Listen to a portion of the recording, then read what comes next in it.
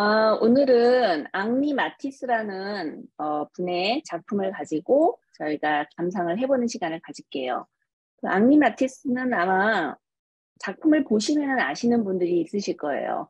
근데 이분도 뭐 제가 늘 굉장히 그 미술사에서는 한 획을 긋는 그런 분들만 소개를 해드리고 있는데, 이분 역시 20세기 초반에 굉장히 피카소와 더불어서 유명하셨던 작가세요. 일단 이제 이분의 생애에 대해서 간단하게 말씀을 드리고 그 다음에 작품을 감상하는 시간으로 넘어가겠습니다. 이 앙리 마티스는 1869년에 태어나서 1900, 이게 가렸네요. 예, 94년도에 돌아가셨고요. 1869년 프랑스 북부 카토라는 지역에서 출생을 하셨어요. 그리고 원래 이분이 어렸을 때부터 그림을 하신 분이 아니고 법률사무소에서 일을 했다고 해요. 근데 그 일을 하고 있는 와중에 맹장염이 걸렸대요. 근데 그 맹장염이라는 그 병이 지금은 아무 병도 아니지만 그 당시에는 굉장히 생명에 위협이 가는 그런 무서운 병이었다 그래요. 그래서 그 맹장염이 걸리고 이제 입원을 해서 치료를 받고 있는 와중에 너무 지루해 하니까 이 마티스의 어머니가 미술 도구를 사주면서 그러면 너 그렇게 그 지루한 동안에 그림이나 가지고 놀아봐라 하고 이제 미술 도구를 사줬다고 해요. 그런데 이제 이게 이 작은 어머니의 그 행동 하나가 마티스의 일생을 바꿔놓죠. 이제 병상 중에 있으면서 그림을 그리면서 갑자기 그림에 대한 열정과 관심이 너무 높아지게 된 거예요. 그래서 마티스는 나이는 늦었지만 내가 미술을 한번 공부를 해보겠다라고 선언을 합니다. 그런데 이제 나이가 너무 늦은 나이에 새로 다른 또 미술이라는 어떤 그 뭐라 그러죠? 굉장히 이렇게 뭔가 비전이 없어 보이는, 그 당시에는 심했죠, 그게. 그런 어, 아트를, 예술을 한다고 하니까 많은 예술가의, 지금의 유명해진 예술가들의 부모님이 그러셨듯이 마티스의 아버지도 굉장히 반대를 합니다. 하지만 마티스는 반대에도 무릅쓰고 미술학교에 입학을 하게 돼요. 그래서 처음 이제 그 학교에 들어가서 배운 게 전통적인 회화의 기법인 이 과일과 커피포트라는 작품이에요. 근데 보시면 뭐 별반 다를 게 없죠. 그 당시에 유행했던 그림들, 그러니까 굉장히 전통적인 화법을 따르고 있죠. 이제 오일 페인팅으로 그린 거고, 대상도 그렇고, 이제 뭐 빛이 오고 그림자가 지고 별 크게 색다른 게 없는 그림. 이런 전통적인 기법의 그림을 이제 1898년 초반에는 그리기 시작을 해요. 이제 학교를 다니면서 이런 그림도 그렸지만 다른 작가들에 대해서도 배웠겠죠. 그래서 그 당시에 또 함께 그 작업을 했던 고갱, 뭐 고흐, 세잔 등의 그런 후기 인상파의 그림에 관심을 갖기 시작을 해요. 근데 그 당시에는 그 뭐 워낙 유명하잖아요. 고흐, 뭐 세잔, 그 뭐 드가, 뭐 고갱, 이제 이런 사람들의 그림을 접하면서 갑자기 그림에 눈을 뜨기 시작을 해요. 그러면서 그 당시에 후기 인상파에 열광했던 젊은 미술가들하고 함께 그 영향을 받으면서 굉장히 그림이 변화를 하게 되죠. 근데 특히 그 작가들 중에서도 세잔의 그림에 대해서 이분이 연구를 많이 하게 돼요. 이것은 이제 폴 세잔의 체리와 복숭아가 있는 정물이라는 작품이에요. 자, 폴 세잔 하면 또 20세기에서 굉장히 새로운 사조를 개발한 또그 입체파라고 있거든요. 이제 피카소가 입체파의 선두주자이지만 피카소조차도 폴 세잔한테 영향을 많이 받았어요.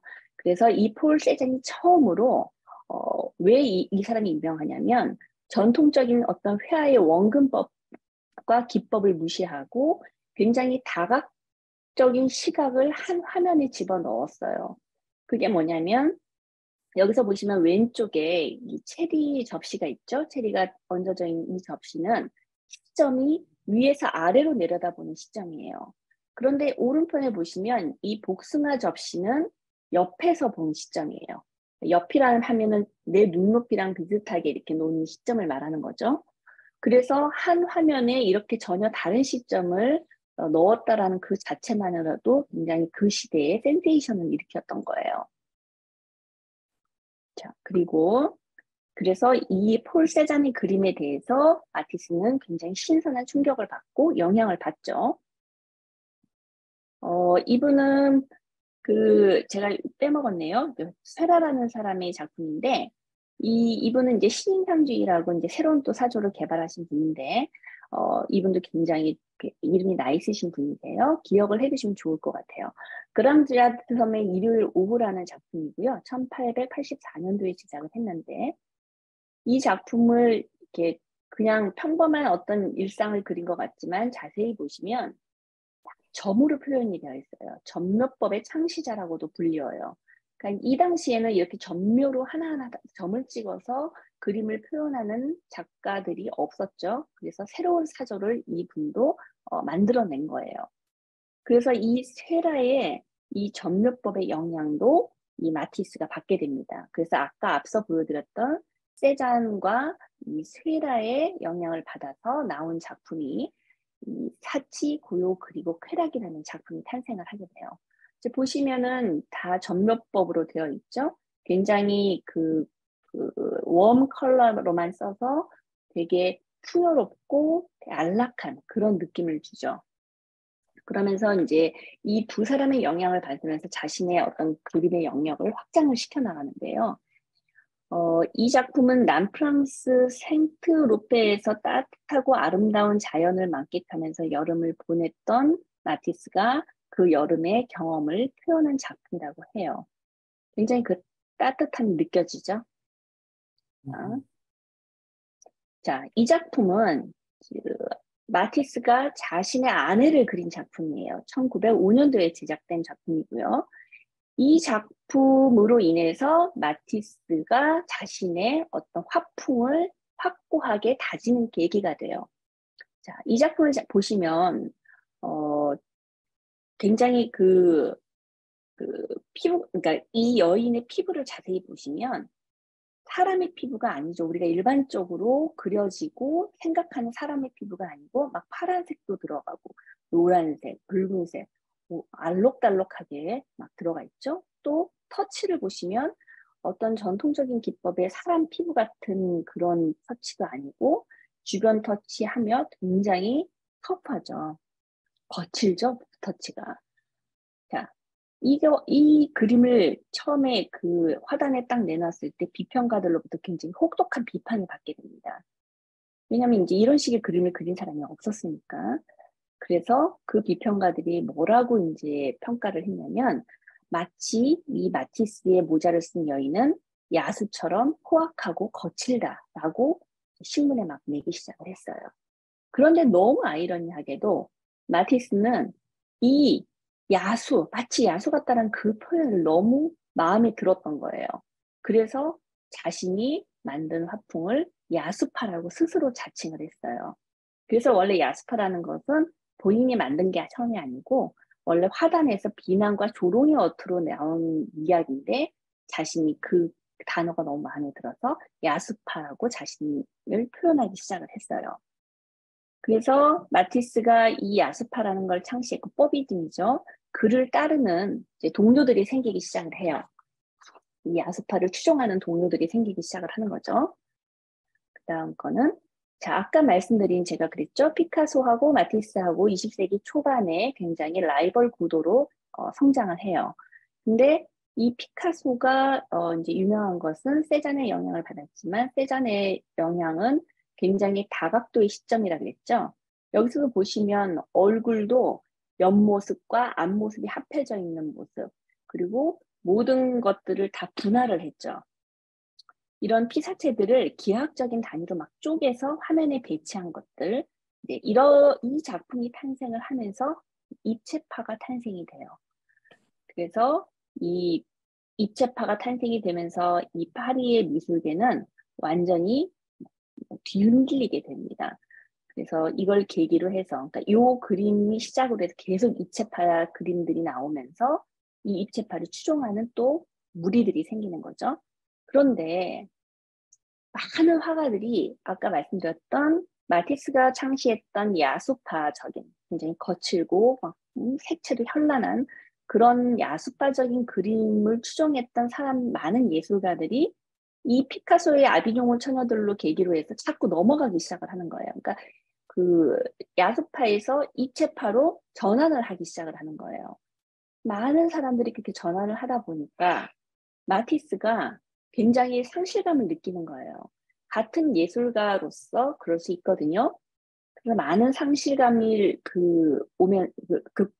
극복하기 위해서 그 여러 나라로 이제 마티스가 여행을 떠나기 시작을 합니다.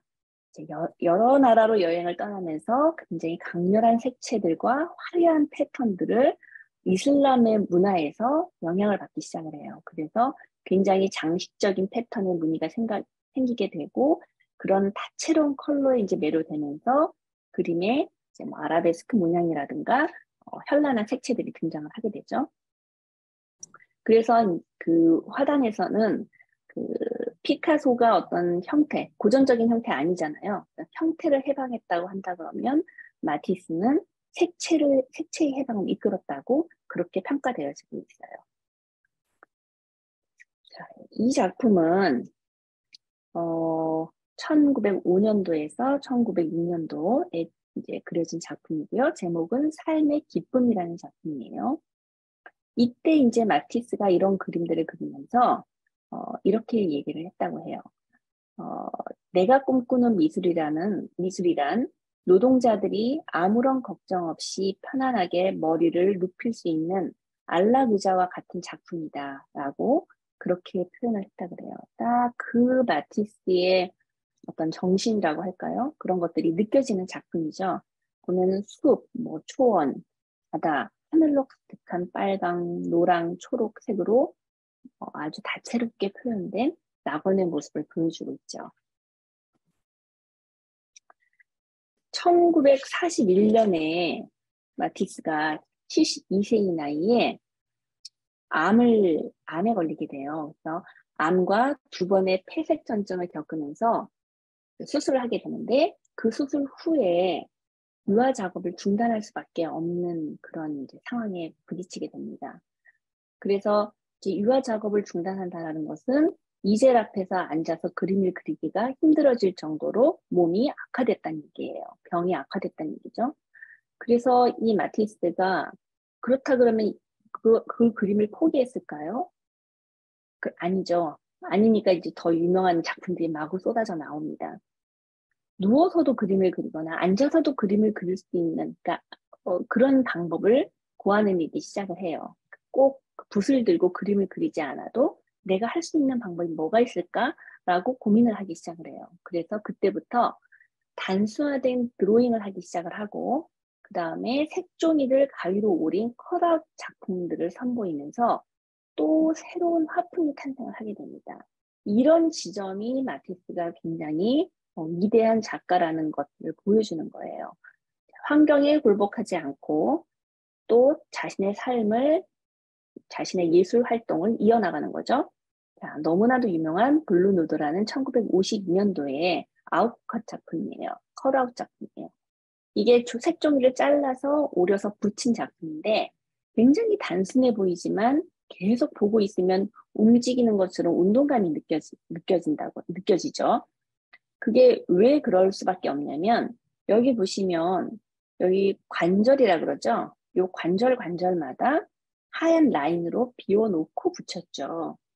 그래서 이것들을 가만히 보고 있으면 움직이는 듯한 관절들이 움직이는 듯한 느낌을 준다고 해요. 그리고 마티스가 굉장히 푸른색을 좋아했는데 이 푸른색은 이 모로코 나비라는 그러니까 곤충 채집을 굉장히 좋아했대요. 그래서 곤충 수집도 많이 했는데 특히 이 모로코 나비에서의 그 푸른색이 영감을 받았다고 해요. 굉장히 아름다운 푸른색인 것 같아서 제가 이것도 한번 찾아서 보여드리려고 올렸습니다. 이것은 아까 제가 그랬죠? 굉장히 단순한 드로잉을 하기 시작을 했다고요. 이제 그 붓을 쥐고 할 수 있는 그게 안 되기 때문에 굉장히 마티스는 드로잉을 이 시기에 많이 남겨요. 많이 남기는데 언뜻 보면 굉장히 쉬워 보이죠. 그래서 이런 게 무슨 작품이야? 라고 하실 수도 있지만 이게 사실은 수백 번 연습을 하고 눈을 감고 그렸다고 해요. 그래서 동양의 서예에서 영감을 받아서 이런 일필일인가요? 한 번에 이렇게 쫙 그리는 그런 연습을 엄청 많이 한 거죠. 그리고 이렇게 드로잉을 많은 작품을 제작했고요. 자, 이게 바로 컬아웃 작품. 이렇게 색종이를 오려서 작업을 하는 모습 보여드리려고 드렸고요. 자, 이 작품들이 전부 다 색종이를 오려서 만든 작품들이에요. 굉장히 경쾌하고 화려하면서도 굉장히 조화롭죠. 그리고 마티스의 그림을 보고 있으면, 작품을 보고 있으면 일단은 현란한 색채에서 오는 어떤 쾌감이라든가 힐링이 있어요. 그리고 굉장히 즐겁고 율동적이고 좀 신나죠. 그것들도 지금 작품 하나하나가 다 색종이로 만들어서 리듬감도 있고 활력도 주고 힐링을 주는 그런 작품들이라고 생각이 들어요. 마티스는 이제 노년에 이제 물론 이거 할 때도 노년이었지만 이제 거의 죽기 직전에 노년에 3개의 걸작을 남기는데 그 걸작은 자, 여기 보시면 프랑스 방스 지역의 로사리오 성당이라는 곳이 있는데 자신의 간병인이었던 그 수녀님의 부탁을 받아서 1948년부터 4년에 걸쳐서 이 프랑스 방스에 위치한 이 로사리오 성당의 평면 설계부터 스테인글라스의 실내 벽화 장식, 사제복까지 모든 것을 마티스가 관여해서 완성을 했다고 합니다. 보시면 내부 보시면 진짜 굉장히 심플하고 간소한 것 같지만 실제로 너무 가보고 싶은 곳이에요. 제가 나중에는 정말 이곳을 꼭 가보리라 결심을 하고 있는데 마티스는 노란색, 파란색, 초록색 그러니까 노랑은 태양빛을 상징하고요. 초록은 자연을 상징하고 파랑은 바다와 하늘을 상징을 한다고 하면서 디자인을 했다고 해요. 이 3가지 색이면 충분하다고 했고 빛을 통해서 들어오는 게 스테인글라스죠. 빛을 통해 들어오는 이 3가지의 색의 컬러로 굳이 안에 있는 내부의 어떤 다른 색을 칠할 필요가 없었다고 합니다. 굉장히 실제로 보면 화려하고 화려하지만 또 그 안에서 어떤 신비로운 스테인글라스를 통해서 그러니까 빛을 통해서 스테인글라스로 비춰오는 그런 아주 미묘하고 영롱한 그 빛깔이 아름답다고 해요. 그리고 옆에 이 벽면에는 아까 말씀드린 선 드로잉이죠. 이것도 마티스의 작품입니다. 근데 이 성당을 이제 전부 다 완성을 했는데 이 마티스가 병이 악화돼서 성당 오픈식에 참석을 하지 못하고 축하 편지만 보냈다고 합니다. 안타까운 일이죠. 자기의 작품을 보고 싶었을 텐데. 그래서 사람들이 이곳에 와서 편안하게 휴식을 취하고 고민을 조심스럽게 내려놓고 치유를 바란다라는 내용의 편지들을 남기고 1954년에 84세의 나이에 세상을 떠납니다. 그래서 이 마티스의 작품을 지금까지 감상을 하셨는데요. 이 작품들 인터넷에 많이 있으니까 좀 다양한 작품들을 많이 보시면 제가 설명드린 것을 떠올리시면서 마티스의 작품들을 충분히 멋있게 감상하시고 힐링하실 수 있으리라고 생각이 드네요. 자, 지금 이제 슬라이드를